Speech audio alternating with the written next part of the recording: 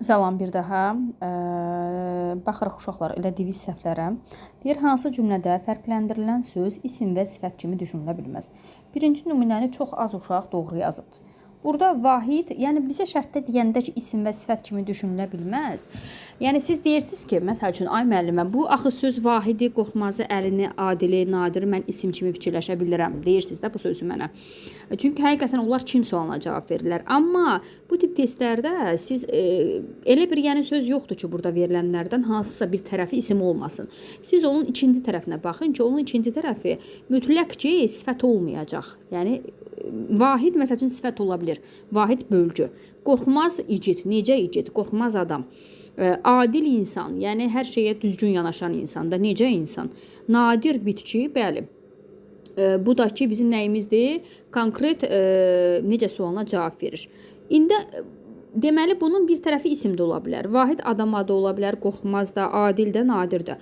Burada cavab C-dir, əli sözü. Çünki əl sözü, əli deyəndə bir şəxs anlamında, bir də var deyirəm, onun əli yaralanıb. Məsəl üçün C-dəki kimi, əli ağrıdığına görə. Yəni, bu cümlənin hər iki tərəfi də isimdir. Bizə də şərtdə deyir ki, bir söz isim və sifət kimi düşünülməsin tərəfləri. Yəni, buna aid fikirdir də. Yəni, əli sözünün sən bir tərəfini isim və sifət kimi, yəni sifət kimi fikirləşə bilmirsən. Qalan variantlarda fikirləşmək mümkündür. İkinci cümlədə deyir ki, sifətin işləndiyi cümlə yalnız hansı ona cavab versin? Da bunu 1000 dəfə demişəm. Da çənəm yorulub deməkdən ki və dakı şəkilçisini qəbul edən sözlər yalnız hansı sualına cavab verir? Gözü yumlu götürməlisiniz. Cavab D variantı. Ki şəkilçisi heç vaxt cümlədə zərf olmur. Ya isim olacaq, ya da ki konkret şəkildə sifət. Nə zaman sifət olacaq? Şəxs əvəzliklərinə qoşulmayan bütün sözlər sifətdir. Mənim, sənin, mənimki, səninki, onunki. Bu isim, qalan variantlarda isə bu sifət olaraq qalır. 3-də frazeoloji biləşməni də çox az adam düz yazmışdı. Ürəyi getmək. Bir mənim səndən ötürü ürəyim gedir. Yəni kimisə sevirsən, xoşun gəlir. Biri də var ki, susuzluqdan ürəyi gedib də. Yəni özündən getmək anlamında. Cavab Y variantı. 4. Peyğəmbər sözünü mən atmışdım qrupa və demişdim də, simfoniyanda demişəm ki, bunlar dəyişməyən sözlər silsiləsinə aiddir. Deməli, burada cavab olacaq A variantı. Yanlış istədiyi üçün bizdən. 5. Azaltma dərəcəsi. Bunu da 1000 dəfə demişəm ki, ala sözü rəngin qabağında gəlməlidir. Ala qırmızı olanda azaltma deyirsən. Ala yarımçıqdır, ala buladır, açıq aydındır, açıq aşkardır. Həmişə demişik ki, bunları adi dərəcə götürəcəksiniz. Çünki açıq və tünd sözləri sifətin qarşısında gəlməlidir və rənglərin daha doğrusu rəng bildirməlidir. Bunu nə qədər deyərlər? Cavab burada Y variantı. D yazanlar var idi. Kəm savad. Savad tərəf isimdir. Kəm də bitkəndə bu adi dərəcə sayılır. Olmaz. 6. Səhv eləmə ehtimalımız var idi. Çünki məktəb sözünün çox mənalı olduğunu çox insan fikirləşə bilmir. Məktəb bir həyat məktəbi, bir də normal təhsil aldığımız məktəb. Ona görə çox mənalıdır.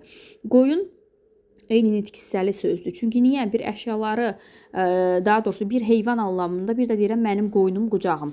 Desəm ki, əşyanı yerə qoyun, bunu götürə bilmirəm. Çünki orada feildir, qoyun. Vurğu dəyişir. Mütləq sonu gəlin, qoyun. Keçən dəfə də salmışdım. Vurma, bölmə, alma. Bu tipli sözlər qətiyyən amonim ola bilmir. 7. Bunu çox adam səhv eləmişdi. Deyir ki, həyət qapısı açıq qalmışdı. Yəni həyətin qapısı. Birinci tərəf konkret yəli haldadır. Demişik, qeyri-müəyyən yəli haldadır. Birə yazmalıydınız A-nı. Təsirli halda olan isim isə Y-də idi. Məktubu apar. Nəyi? Onun məktubu apar deyə bilmirəm. Deməli, bu təsirlikdədir. 3-də yerli hallı ismin işləndiyi cümlə. Dadə. Burada da yalnız tədbirdə olur. Çox adam D-nı da götürmüşdü. Sizi çaşdırmışdı bu variant. Qocaların məsləhəti. Qocalar sözü sifətdir, uşaqlar. Götürənlər bunu çox idi. Məsələn, tacir yadımdadır ki, bunu götürmüşdü. Qoca sifətdir, ona görə siz onu götürə bilməzdiniz. Yəni, burada sadəcə ismin xüsusiyyətini daşıyıbdır. Bizə isim deyir, demir yəli halda olan sözləri tap. İsim dediyi üçün diqqətli olmalısınız. Yəni, sözlərin çoxu yəli hal qəbul edə bilər. Amma baxın, görün o nitq hissəsi, morfoloji olaraq nədir?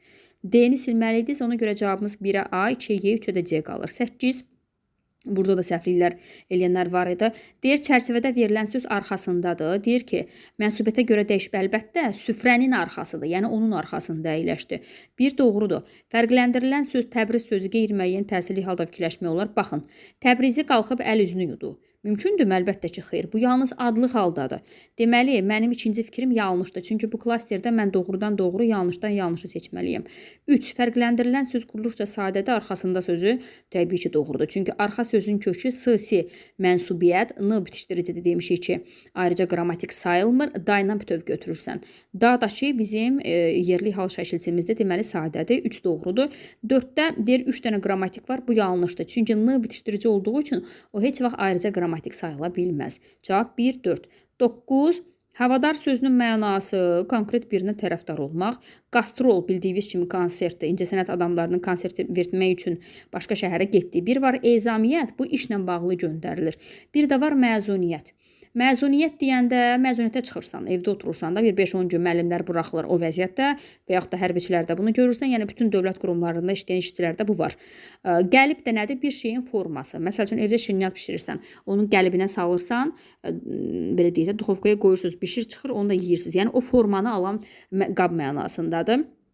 Sonra qruplaşdırmaq özünüzə qalsın. 10 yaxşı sual idi. Nəhəng maşınlar birləşməsində deyir ikinci sözü adamla əvəz eləsən, nəhəng adam. Nə olar? Leksik məna dəyişir? Təbii ki, yox. Yəni ikisi də böyüklük göstərir də. Maşın da böyük ola bilər, adam da. Tələffüzü yazılışından fərqlənməz, razıyam.